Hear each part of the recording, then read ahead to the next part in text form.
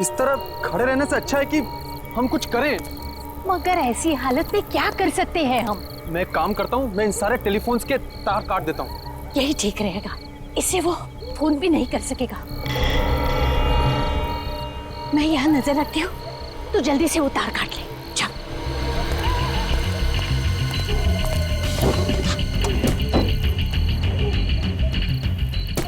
बेटा जल्दी कर, कोई आ जाएगा।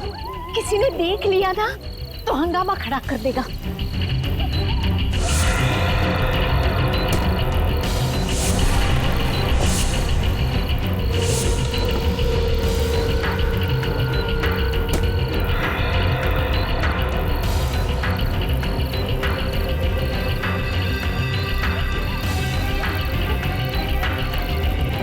जल्दी कर।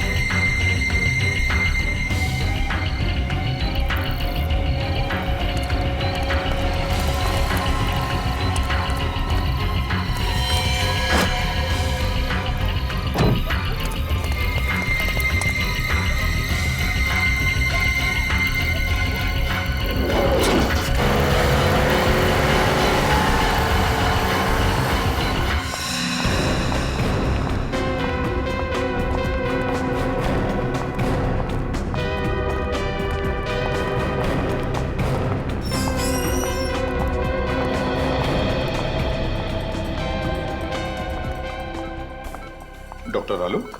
जी सर। डॉक्टर, क्या ये वही हैं जिन पर हमला हुआ था? सिर में 4 गहरी चोटें हैं सर। गनीमत है कि बच गई, नहीं तो इनकी हालत तो बहुत खराब है सर। इनके कोई रिश्तेदार वगैरह आए क्या? नहीं सर, अभी तक तो कोई नहीं आया सर। क्या लगता है आपको कब होश में आएंगी ये? सर लगता है कि इन्हें होश आ रहा है सर। अब आप कैसा फील कर रही हैं आंटी?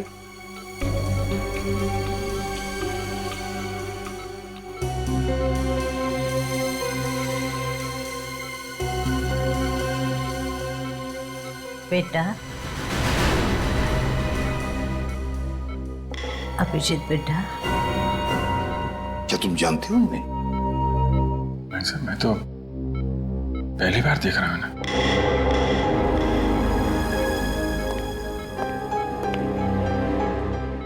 जिस तरह से तुम्हें पुकार रही है ऐसे लगता कि ये तुम्हें पहले से जानती है। पता नहीं सर, मुझे तो कुछ याद आ नहीं रहा है। मैंने इन्हें कहाँ देखा है? देखो अभिजीत, हो सकता है ये तुम्हारी याद का हिस्सा हो जो तुम भूल चुके हो। तुम्हें कुछ याद नहीं आ रहा है? नहीं सर। अभिजीत बेटा, देखो अभिजीत, वो तुम्हें अपना बेटा मानती है। तुम भी उसे अपनी मां समझ के उसके साथ थोड़ी बातें करो, पूछो, देखो कुछ इंफॉर्मेशन मिलती है क्या।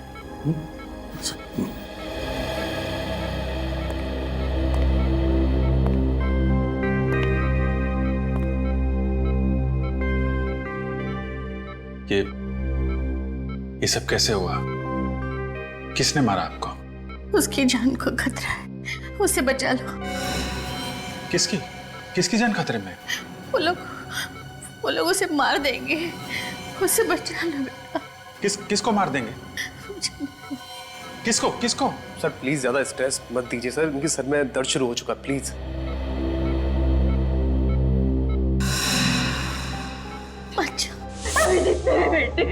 बेटे, आप कौन है? मुझे डर लग रहा है।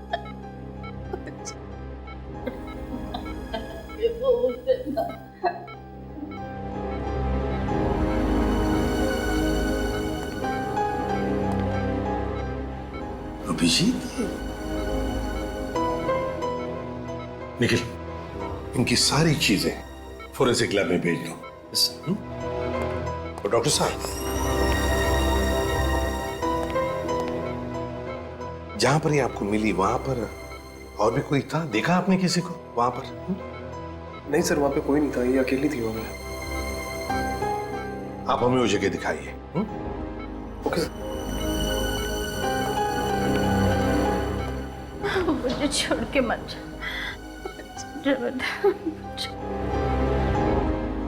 अभिजीत, मुझे लगता है तुम इन्हें अपने घर ले जाओ। यहां पर शायद इनकी जान को खतरा हो सकता है।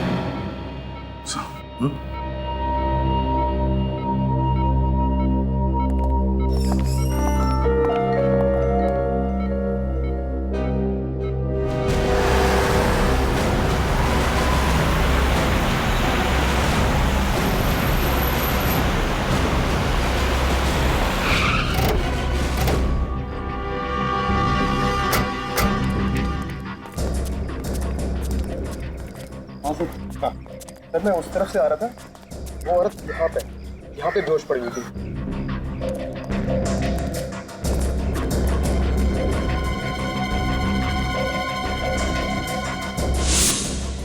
सिर्फ इतना थोड़ा सा खून?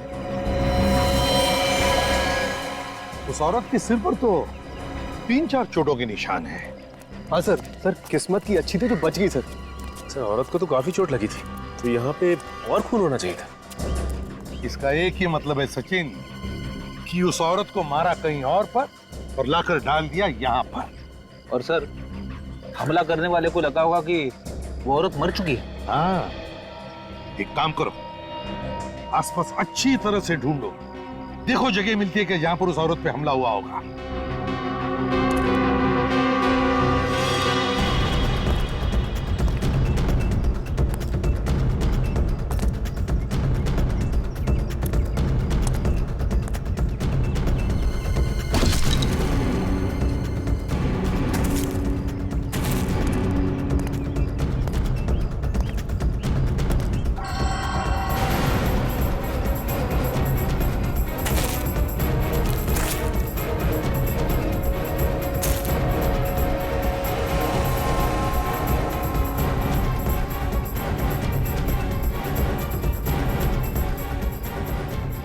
सर, हाँ सर ये पर्स मिला है सर, शायद उसी औरत का होगा। क्या है पर्स में? सर ये कुछ पैसे हैं और ये घड़ी सर। घड़ी है? कुछ आइडेंटिटी कार्ड वगैरह? नहीं सर। ओह, इस घड़ी के पीछे ये जो निशान बना है वो ज्यादातर किसी खास मौके पर ही बनाया जाता है, या फिर किसी ने स्पेशल ऑर्डर दी हो तो। फिर तो सर इस घड़ी की कंपनी से पूछताछ करेंगे तो पता चल जाएगा ये घड़ी किसकी है। करो पूछताछ, लगाओ पता। अभिजीत, अब तबीयत कैसी है?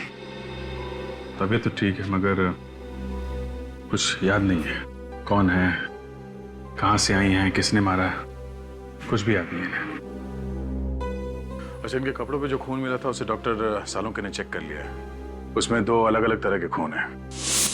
क्या? 2 तरह का खून है? एक तो इन्हीं का है, दूसरा न जाने किसका है। सर मतलब इनके अलावा किसी और पे भी हमला हुआ है वहां पे? मतलब किसी और की जान भी खतरे में है, या फिर उसे मार दिया गया है। अभिजीत, इनसे पूछने की कोशिश करते हैं, शायद कुछ बता दे।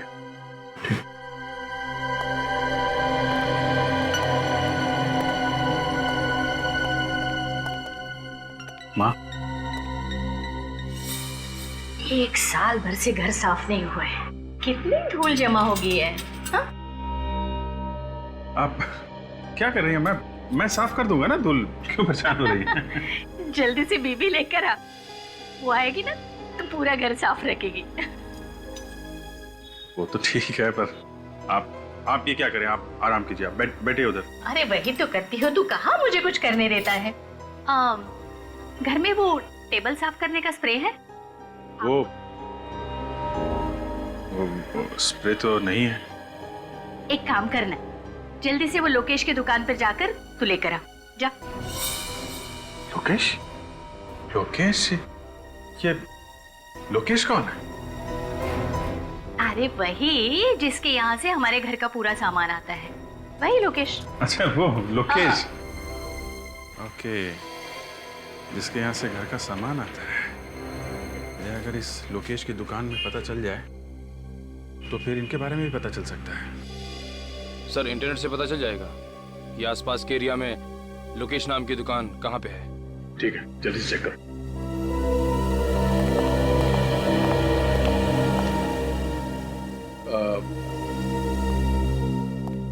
आंटी जी, आप कह रहे थे कि किसी और की जान को भी खतरा है।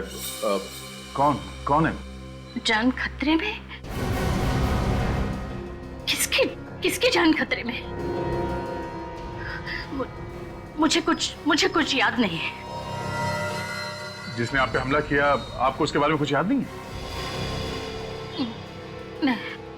नहीं, मुझे उस आदमी के बारे में कुछ मत पूछो, मुझे डर लगता है मुझे। कुछ मत पूछो मुझे उसके बारे में, कुछ मत पूछो। सर इस तरह की घड़ियां तो हमारी ही कंपनी बनाती है। ये जो लोगो बना हुआ है घड़ी के पीछे, ये आपकी सभी घड़ियों पे होता है? सर ये लोगो सिर्फ स्पेशल घड़ियों के लिए ही बनाया गया था। किसके लिए बनाई थी आपने ये घड़ियां और कब? सर अभी पिछले साल ही एक कंपनी के लिए हमने 100 घड़ियां बनवाई थी। किस कंपनी ने बनाई थी ये 100 घड़ी? The shopping centre. जरा इसका एड्रेस दीजिए। जी सर।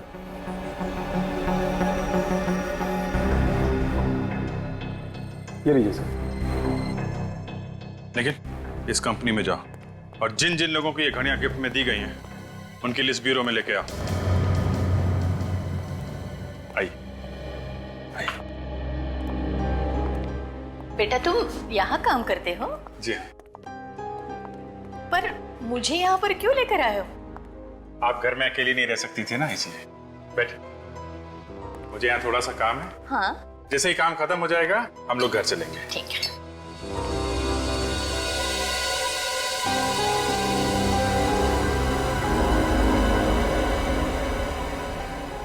ये गन की फोटो दीवार पर क्यों लगी है यहाँ पर? तुम पुलिस में काम करते हो? आप गन्स के बारे में जानती हैं? हाँ, फिल्मों में मैंने बहुत बार देखी है ऐसी गन। ऐसा लगता है इनकी याददाश्त वापस आ रही है सर।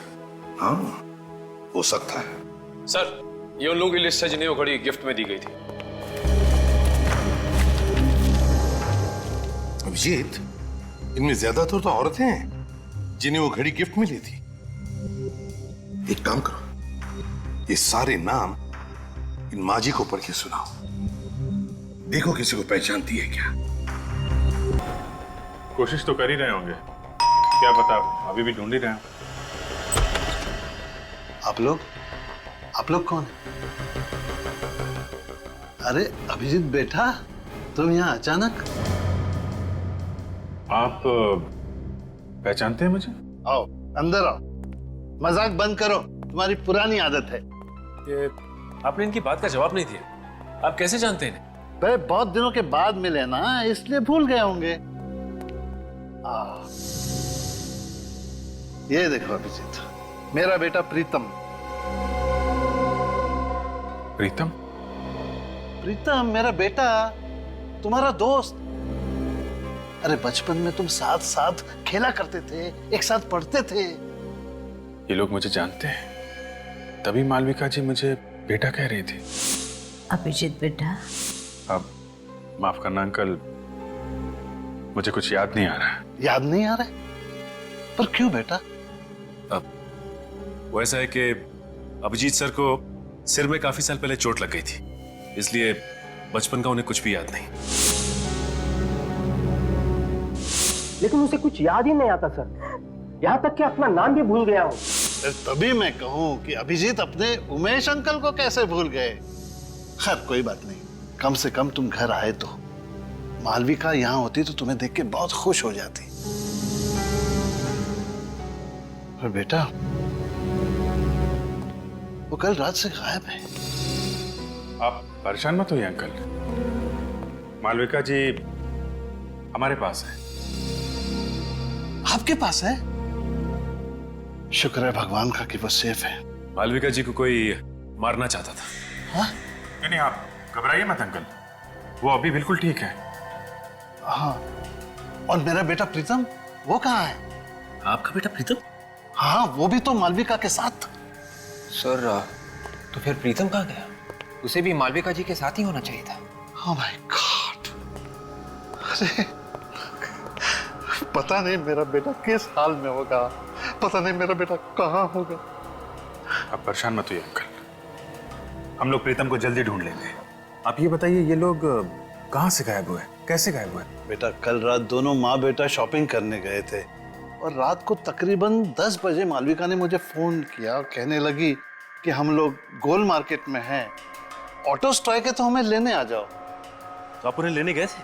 हाँ बेटा, मैं वहां गया था लेकिन ये दोनों वहां नहीं थे। आपको किसी पे शक है? कौन कर सकता है ऐसा? नहीं बेटा, इस दुनिया में हमारा कोई भी दुश्मन नहीं है। अंकल आप परेशान मत होइए, हम लोग प्रीतम को बहुत जल्द ढूंढ लेंगे। सच, मालविका जी और प्रीतम पे हमला गोल मार्केट में हुआ है। गोल मार्केट जाओ, आसपास छानबीन करो, देखो शायद प्रीतम वहीं कहीं हो।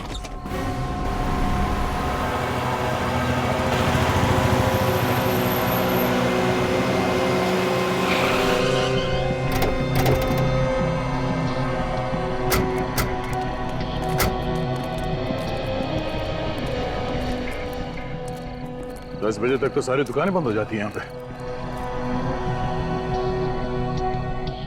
सर, ये दुकान खुली है सर, शायद इन्होंने कुछ देखा हो। दुकान आज खुली है तो शायद कल भी खुली हुई होगी, पूछते हैं इससे। अरे सुनिए भाई साहब, जरा ये फोटो देखिए। कल रात आपने इस औरत और इस आदमी को यहाँ आसपास देखा ना? हाँ देखा था सर, कल रात ये यहीं पे खड़े थे। जब आप दुकान बंद कर रहे थे कल, तब ये लोग यहीं पर थे? हाँ सर, तब भी दोनों फोन बूथ के पास ही खड़े हुए थे, शायद किसी का इंतजार कर रहे थे। ओह, थैंक यू। It's okay. इसका मतलब है जो कुछ भी हुआ यहाँ टेलीफोन बूथ के आसपास ही हुआ है। सर, इन पैसे मांगने वाले लोगों से पूछ के देखे, ये रात भर यहीं पे रहते। हाँ, शायद कुछ देखा हो। अरे सुनो भाई साहब, हेलो, सुनो, जरा उठिए उठिए, एक मिनट, उठिए उठिए।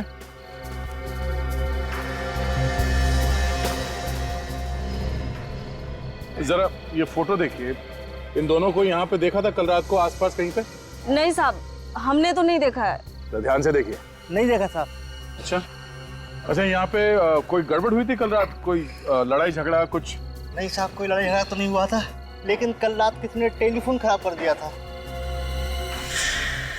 फोन खराब कर दिया? वो हमारी बेचारी कांति का जरूरी फोन आने वाला था, वो भी बहुत परेशान थी। कौन सा जरूरी फोन आने वाला था? बुलाओ उसे। साहब, वो तो अपना बोरिया बिस्तरा बांध के सुबह ही चली गई। क्या कमाल है, पीसीओ पे काम का कॉल आने वाला था इस कांति का, और ये पीसीओ अचानक खराब हो जाता है, और ये कांति बोरिया बिस्तर बांधकर यहां से गायब हो जाती है। मामला कुछ और ही है। जहां पे मालविका जी बेहोश पड़ी थी, वहां पे फिर से चल के देखते हैं।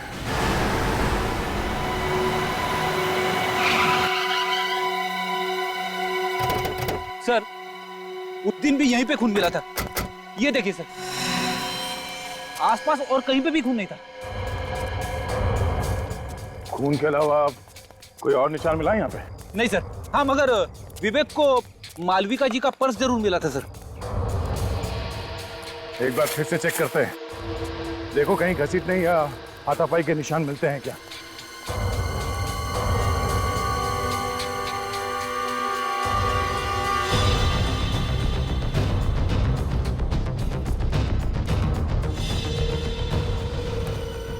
सर, यहाँ से किसी को जंगल में घसीटा गया है सर, घसीटने के निशान। तो इसी तरफ ढूंढते हैं, शायद कोई सबूत मिल जाए।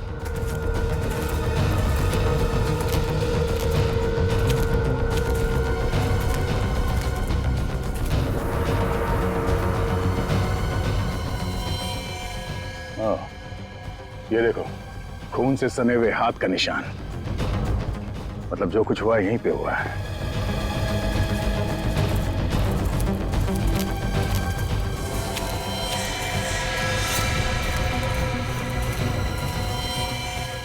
मेरा बेटा प्रीतम। सर ये तो प्रीतम है, मालविका जी का बेटा। अभी जिंदा है मगर बेहोश है, इसे जल्दी से हॉस्पिटल लेके जाना पड़ेगा। उठाओ इसे। सवाल क्या? लगता है मालविका जी इसी के बारे में बात कर रही थी कि इसकी जान खतरे में। हाँ, दोनों को मारने की कोशिश की और फिर यहाँ पे लाके फेंक दिया।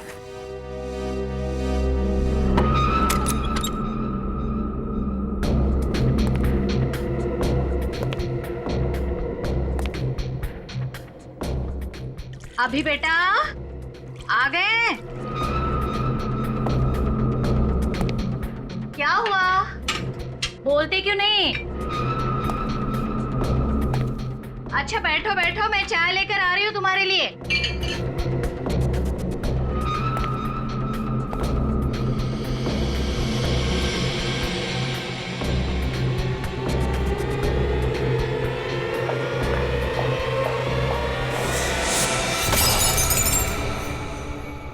कौन हो तुम? तुम्हारी मौत। क्यों मारना चाहते हो मुझे? सवाल जवाब बंद।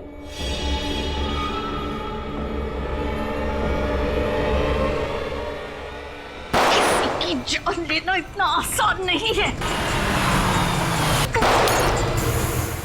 आपके घर में से गोली की आवाज? गोली की आवाज? मैंने तो पहले पे कांस्टेबल रखा था और गन मेरे पास है।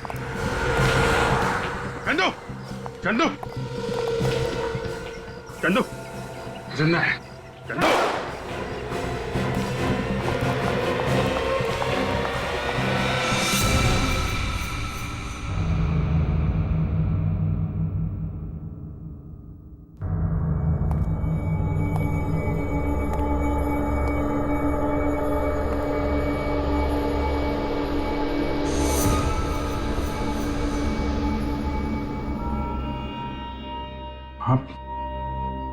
आप ठीक हो मां? मालविका,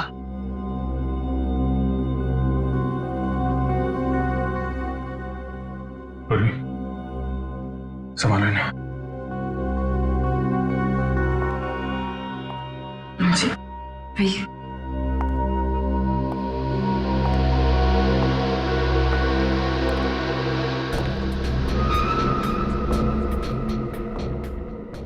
Dead.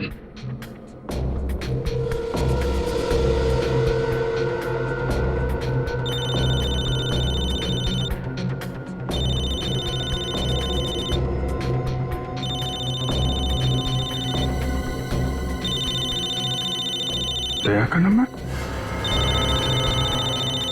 दया इसके मोबाइल पे क्यों फोन कर रहा है? बोरिस? बोरिस? हाँ, यही तो है बोरिस।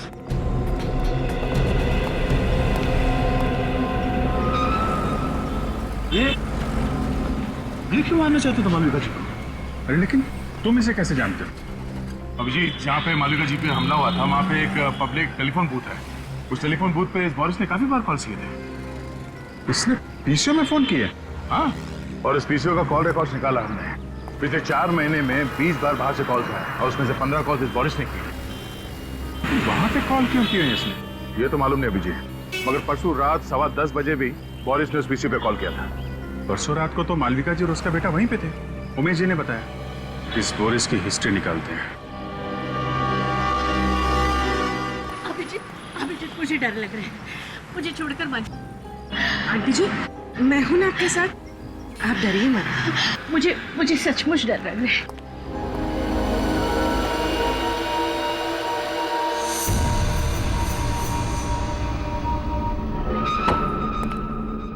घर तो खुला पड़ा है, लगता है बोरिस अकेला रहता था।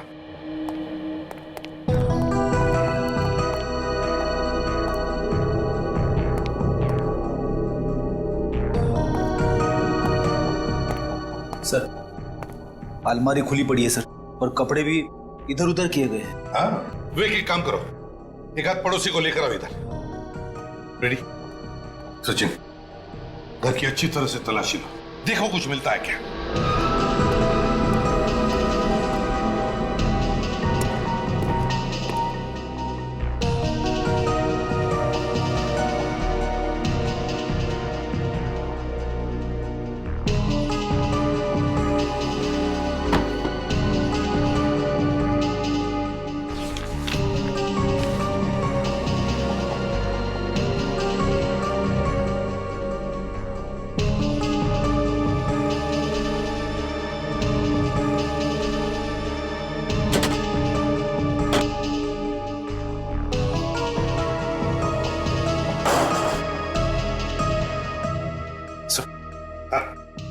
पैसे मिले अंदर से बस।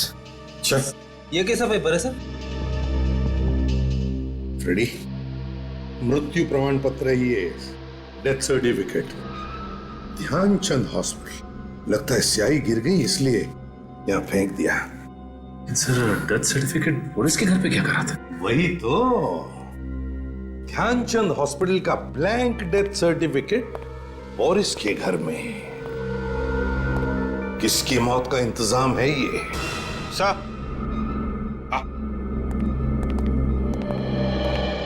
नमस्ते। नमस्ते। देखिए, हम बोरिस के बारे में कुछ पूछताछ करना चाहते हैं। मेरा मतलब है, बोरिस को कौन कौन मिलने आता था? क्या आपने किसी को देखा है यहाँ आते जाते हुए? वैसे मैंने एक लड़की को कल देखा था आते हुए। कैसी लड़की? मेरा मतलब है, कैसे दिखती थी वो लड़की? दूर से देखा था, कुछ याद नहीं आ रहा। फिर भी जरा याद करके देखो। सर, हाइट उसकी कोई 5.5 फीट के आसपास थी और बाल लंबे थे और हाँ, रंग सांवला था। ये हुलिया तो कांति का है, वो जो टेलीफोन बूथ के आसपास पैसे मांगती है। कांति? अच्छा, क्या आप बता सकते हैं ये बोरिस काम क्या करता था? सर, एक हॉस्पिटल में वो वार्ड बॉय का काम करता है। Oh, Dhyanchand hospital. Excuse me, 2 minute है आपके पास? क्यों? ये डेथ सर्टिफिकेट है। नाम तो हमारे हॉस्पिटल का ही लिखा हुआ है। ये हमें आपके यहाँ का वार्ड बॉय है बोरिस, उसके घर में मिला था। होगा, मुझे क्या मालूम? मालूम नहीं कैसे? तुम्हारे हॉस्पिटल का डेथ सर्टिफिकेट बोरिस के घर में कैसे गया? मालूम नहीं तुम्हें? बोरिस के घर में क्या हो रहा क्या नहीं हो रहा, ये मुझे कैसे मालूम हो सकता है?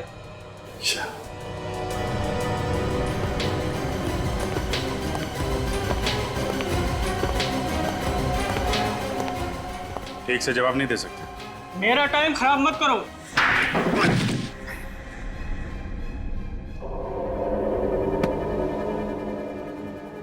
तो इंचार्ज है ना यहाँ का? टेस्ट सर्टिफिकेट बनाना तुम्हारा काम है? हाँ। है? हाँ। टेस्ट सर्टिफिकेट्स की फाइल कहाँ है?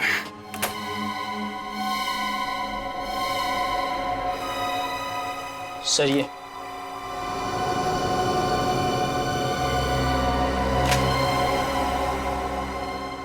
किसने बनाई ये डेथ सर्टिफिकेट्स? सर, बोरिस ने बनाए थे सर। मुझे कुछ नहीं मालूम सर। उसने मुझे पैसे दिए थे सर सर्टिफिकेट बनाने के, लेकिन ये लोग इस हॉस्पिटल में नहीं मरे थे सर। तो फिर कहाँ हुई है मौत? मुझे नहीं पता सर, मगर बोरिस चाहता था कि इनके डेथ सर्टिफिकेट इसी हॉस्पिटल से इशू किए जाए। ये हॉस्पिटल क्या बोरिस चलाता था? हाँ? सर, हाँ? अजीब बात है, ये सब मरने वाले सर एक ही कंपनी में काम करते थे, जेल्टा। ये क्या चक्कर है? हाँ? मुझे कुछ नहीं पता सर। 3 और सर्टिफिकेट थे, वो लोग भी इसी कंपनी में काम करते थे। तो कहाँ है वो 3 सर्टिफिकेट्स? दिखाओ। सर, वो तो बोरिस ने जला दिए। अरेस्ट करो इसे, अरेस्ट करो। चलो। अभिजीत, जेल्टा कंपनी से पूछताछ करो।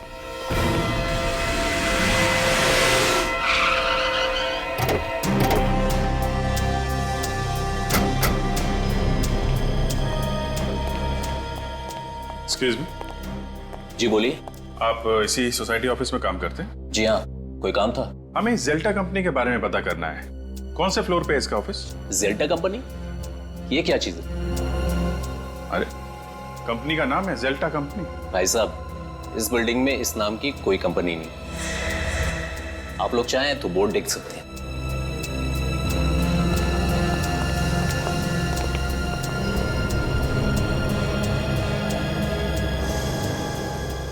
सर, इस बोर्ड पे तो जेल्टा कंपनी का नाम ही नहीं है।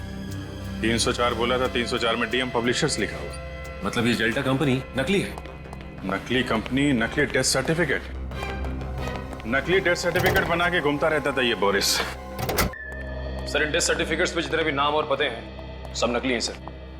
सब नकली हैं? हाँ सर। है कौन ये लोग? हैं? और कहां पर है? जिंदा है भी या नहीं? पुलिस स्टेशन में चेक किया क्या? इनके गायब होने की कोई रिपोर्ट वगैरह लिखवाई गई हो? हाँ सर, पता किया। इन लोगों के गायब होने की कोई रिपोर्ट नहीं लिखवाई गई। टाई दोनों ने एक जैसी पहनी है, कीमती कपड़े हैं, काफी महंगे हैं, लेकिन इन्हें देख के ऐसा लगता नहीं है कि इतने महंगे कपड़े ये लोग खरीद सकते हैं सर। ये सारे के सारे लोग अमीर नहीं है, अमीर दिखाए गए हैं। सर कहीं ऐसा तो नहीं कि ये सारे लोग कांति के साथ के लोग हों? वो भी उसी दिन से गायब है जिस दिन मालविका जी पे हमला हुआ था। अभिजीत, मुझे तो लगता है कांति और ये लोग, इनका कोई ना कोई संबंध जरूर है। इस गोल मार्केट में जाकर फिर से पूछताछ करनी पड़ेगी।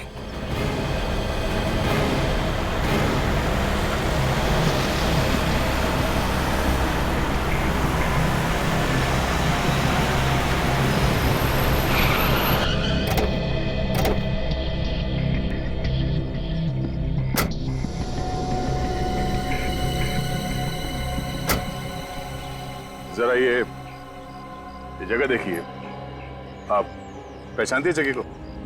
हाँ, उस रात मैं इसी जगह पर थी। तो जरा सोच के बताइए, यहाँ पर उस रात एग्जैक्टली हुआ क्या था?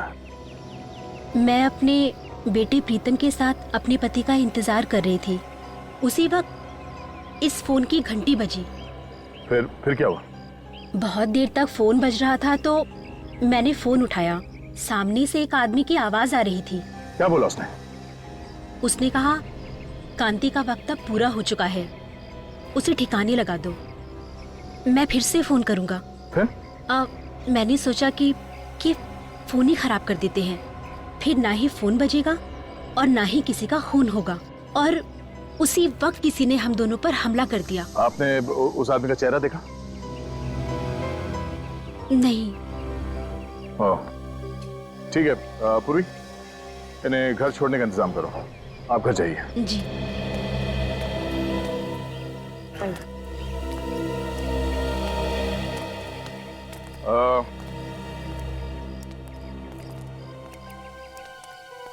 आप इन लोगों को पहचानते हैं? हाँ साहब, ये हमारे साथी थे। ये दूसरे देश गए हैं पैसा कमाने, बहुत पैसा कमाने। ये खुद बोले थे हमारे लिए पैसा भेजेंगे साहब। अच्छा, ये कांति भी बाहर गांव जाने वाली थी क्या? हाँ साहब। अच्छा, वो आदमी कौन है जो इन लोगों को बाहर गांव भेज रहा है? आप लोग जानते हैं उसे? Boris Boris Boris Boris? Sir, Boris तो मर चुका है। हाँ, बोरिस के साथ कोई और भी मिला हुआ है। साहब, सुमति ने मिलवाया था सबको। कहाँ है सुमति? अभी मैंने उसे टैक्सी स्टैंड पे देखा था, बहुत जल्दी में थी वो साहब। टैक्सी स्टैंड पे?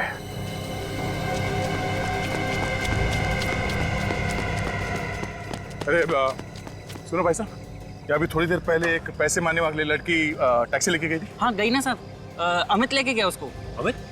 तुम अमित को जानते हो? हाँ साहब, मेरा सगा वाला है वो। अच्छा, उसका नंबर है? नंबर तो जरा। एक काम करो, अपने मोबाइल से उसे फोन लगाओ। सर मेरे मोबाइल से? अरे तुम्हारा मोबाइल नंबर देखेगा तो वो फट से उठा लेगा और उस लड़की को शक भी नहीं होगा। जी सर।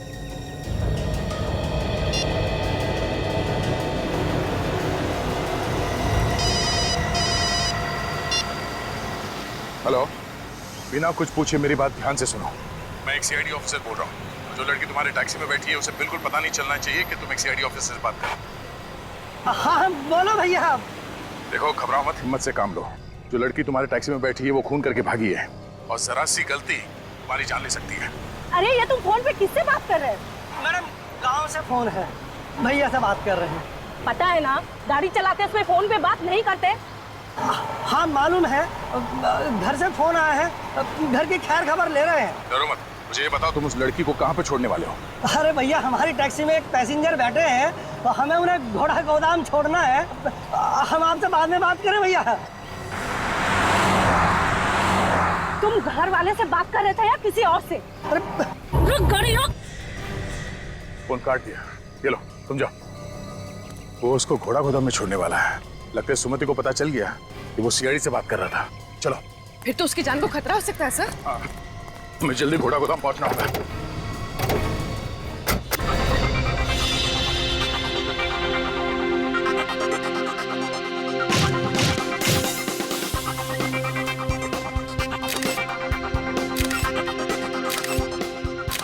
ओहो, ऐसा लग रहा है कि जैसा कि शोक सभा में आई।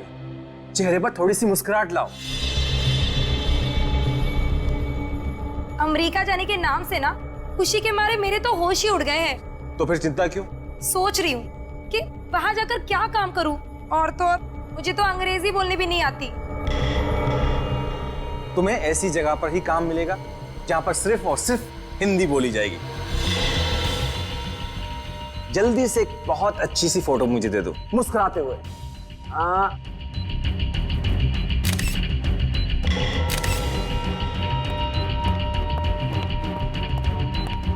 तुम फोटो ही खींचते रहोगे क्या?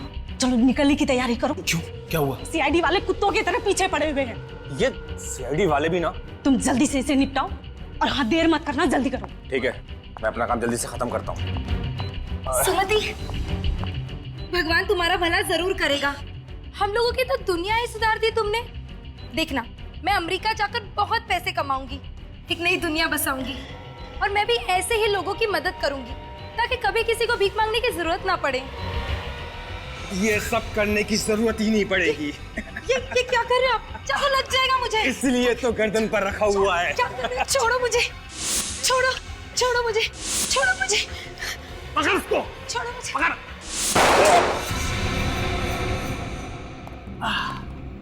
सीआईडी, तुम तो हमें छोड़ के आ गए, बहुत बेइज्जती की हमारी, इसलिए हम खुद मिलने आए।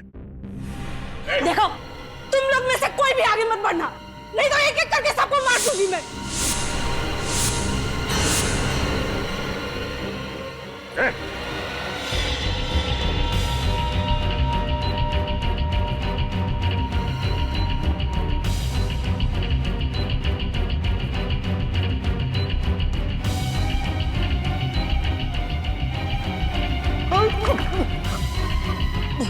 तू तो वही है ना जिसका इंश्योरेंस ऑफिसर गोल मार्केट में? हाँ, मैं वही हूँ। लेकिन सर मैंने कुछ भी नहीं किया। जो कुछ भी किया सुमति ने किया है। हमारे सामने कांति को मारने वाला था और कह रहा है कि कुछ नहीं किया। झूठ बोल रहा है।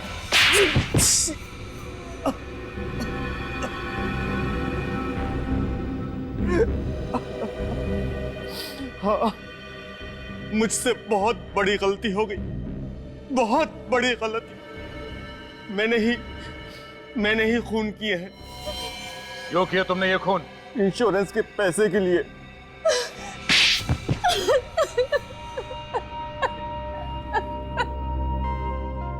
और इस काम में सुमति तुम्हारा साथ देने लगी? हाँ? सभी मांगने वाले लालच में आकर मेरी बात मानने लगे थे। तुम दोनों क्या लालच देते थे उनको? हम लोग उन्हें विदेश ले जाने का लालच देते थे, और विदेश जाने की खुशी में वो लोग इंश्योरेंस पेपर्स पे साइन कर देते थे। और उन बेचारों को यह भी पता नहीं होता था कि जिन पेपर्स पे वो साइन कर रहे हैं वो उनकी मौत का फरमान है। हमने जेल्टा नाम की एक कंपनी भी खोल रखी थी, फॉल्स कंपनी, और वो सारे लोग उसमें काम करते थे। इंश्योरेंस होने के बाद तुम करते क्या थे?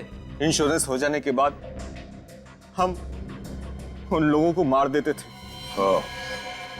और मौत का सर्टिफिकेट ला के देता था बोरिस, है ना? मगर मालविका जी और उनके बेटे पे हमला क्यों किया? उनका तो कोई इंश्योरेंस भी नहीं था। क्योंकि उन लोगों ने हमारा प्लान सुन लिया था। कैसा प्लान?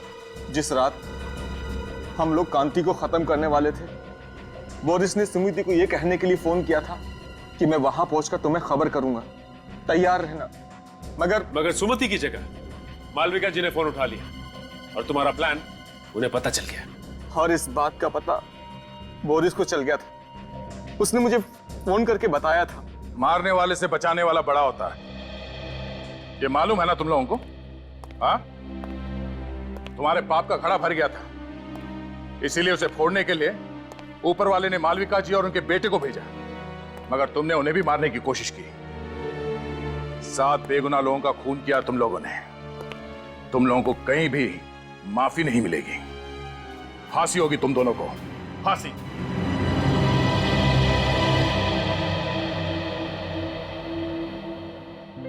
आंटी जी, आप बिल्कुल परेशान मत होइए। डॉक्टर ने कहा है कि थोड़ा टाइम लगेगा, प्रीतम बिल्कुल ठीक हो जाएगा। अभिजीत बेटा, बहुत बहुत धन्यवाद आप सबका। आज मैं बहुत खुश हूँ। कम से कम मेरी बीवी और मेरा बेटा मेरे साथ तो है। ये क्या कर रहे हैं अंकल जी आप? सीआईडी वाले ना होते तो आज हम भी इस दुनिया में नहीं होते। आपने भी बहुत बहादुरी का काम किया आंटी जी। बस बस बस, आंटी कह के मुझे पराया मत कर। माँ कहना मुझे अच्छा लगेगा।